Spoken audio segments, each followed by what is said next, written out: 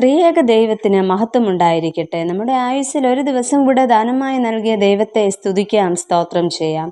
ഇന്നത്തെ നമ്മുടെ വായനഭാഗം ഡാനിയേലിന്റെ പുസ്തകം 4 മുതൽ 6 വരെയുള്ള അധ്യായങ്ങളാകുന്നു. ഇന്നത്തെ ചിന്തയ്ക്കായി വിശുദ്ധ മർക്കോസ് എഴുതിയ സുവിശേഷം 12-ാം അധ്യായം 42-ാം വാക്യം. ദരിദ്രയായ ഒരു വിധവ വന്ന് 1 പൈസയ്ക്ക് ശരിയായ 2 കാശ് ഇട്ടു. സ്ഥാനമാനങ്ങൾ കൊണ്ട് ഒരുവനിലേക്ക് അടുപ്പം സൂക്ഷിക്കുവാൻ താല്പര്യപ്പെടുന്ന ഈ ലോകത്ത് യേശു തിരഞ്ഞെടുക്കുന്നത് ദരിദ്രയായ ഒരു വിധവയെയാണ്. മതത്തിന്റെ പുറമോടിയെക്കുറിച്ചുള്ള യേശുവിന്റെ വിമർശനത്തിന് ഈ സംഭവം മറ്റൊരു ഉദാഹരണമായി മാറുന്നു.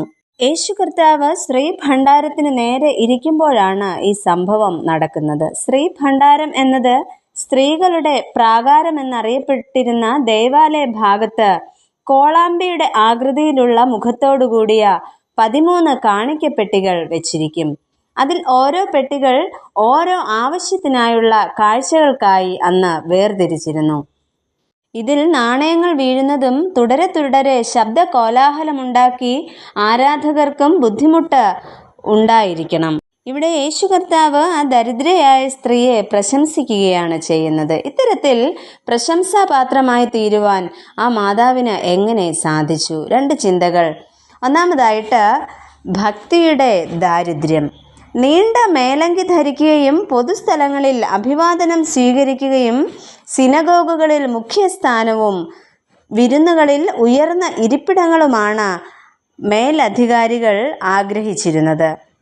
അവർ കുഞ്ഞാടിൻ്റെ വേഷത്തിലുള്ള ചെന്നായ്ക്കളാണ്. ഭക്തിയുണ്ടെന്ന് അഭിനയിക്കുന്നവരും ആണ്. ഒരു തരത്തിൽ ഇത് ആത്മീയ ദാരിദ്ര്യവും ആണ്. മാത്രമല്ല, ഇവർ പാവങ്ങളെ ചൂഷണം ചെയ്യുന്നു. പഴയ കാലങ്ങളിൽ വിധവകളുടെ സ്വത്തിന്റെ കാര്യസ്ഥത വഹിച്ചിരുന്നത് നിയമജ്ഞരായിരുന്നു. മതാത്മകമായ ഭക്തി പ്രദർശിപ്പിച്ചാൽ സ്വത്തവകാശം വർദ്ധിപ്പിക്കാനുള്ള സാധ്യത മത നേതാക്കന്മാർക്ക് ഉണ്ടായിരുന്നു. ഇവിടെ നിയമജ്ഞരുടെ കപട ഭക്തിക്കെതിരായി, അഥവാ ഭക്തിയുടെ ദാരിദ്ര്യത്തിന്റെ മധ്യത്തിൽ വിധവയും ദരിദ്രയുമായ മാതാവിന്റെ യഥാർത്ഥ ഭക്തി യേശു കർത്താവ് ചൂണ്ടിക്കാണിക്കുകയാണ് ചെയ്യുന്നത്. സമ്പൂർണമായ സമർപ്പണമാണ് ക്രിസ്തു നമ്മളിൽ നിന്നും ആഗ്രഹിക്കുന്നത്. കാര്യസാധ്യത്തിനോ ലാഭേച്ഛകൾക്കോ അല്ല. ഞാനും എൻ്റെ ദൈവവുമായുള്ള പൂർണ്ണമായ അല്ലെങ്കിൽ ആഴമായ ഒരു ബന്ധമാണ് കർത്താവ് നമ്മിൽ നിന്ന് ആഗ്രഹിക്കുന്നത്. എന്നാൽ ഞാനും എൻ്റെ ദൈവവും തമ്മിലുള്ള ബന്ധം ഇന്ന് എപ്രകാരമാണ്? സ്വയം ശോധന ചെയ്യാം. ഭക്തിയുടെ ദാരിദ്ര്യം അനുഭവിക്കുന്നവരാണോ നാം? രണ്ടാമതായിട്ട്, ഇല്ലായ്മയിലെ സമൃദ്ധി.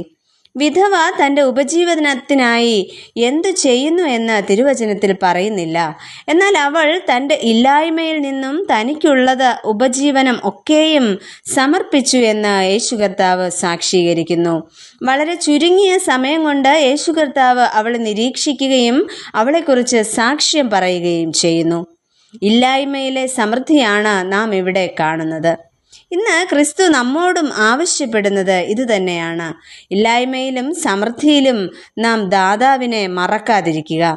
ആരും തുണയില്ലാതെ ഏകയായി കഴിയുമ്പോഴാണ് അവൾ തൻ്റെ സമ്പാദ്യം മുഴുവൻ കർത്താവിന് വേണ്ടി സമർപ്പിച്ചത്. അവൾ തൻ്റെ വേദനയും ഇല്ലായ്മയും എല്ലാം സമൃദ്ധിയായി കാണുകയാണ് ചെയ്യുന്നത്. ഉള്ള സാഹചര്യങ്ങളെല്ലാം നമുക്ക് അനുകൂലമായാലും പലപ്പോഴും ദൈവസന്നിധിയിൽ നിന്ന് നാം അകന്നു പോകാറുണ്ട്.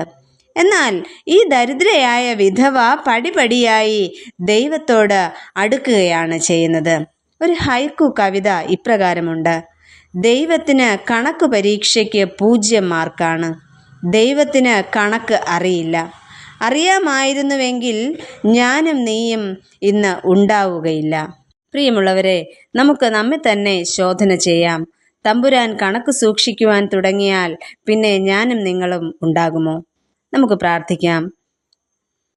അനവരതമായ നന്മകൾ നൽകുന്ന തമ്പുരാനെ, സമ്പൂർണ്ണ സമർപ്പണത്തോടെ പൂർണ്ണമായ തൃപ്തിയോടെ തിരുനാമ മഹത്വത്തിനായി ജീവിപ്പാൻ ഞങ്ങളെ സഹായിക്കണമേ. ആമേൻ.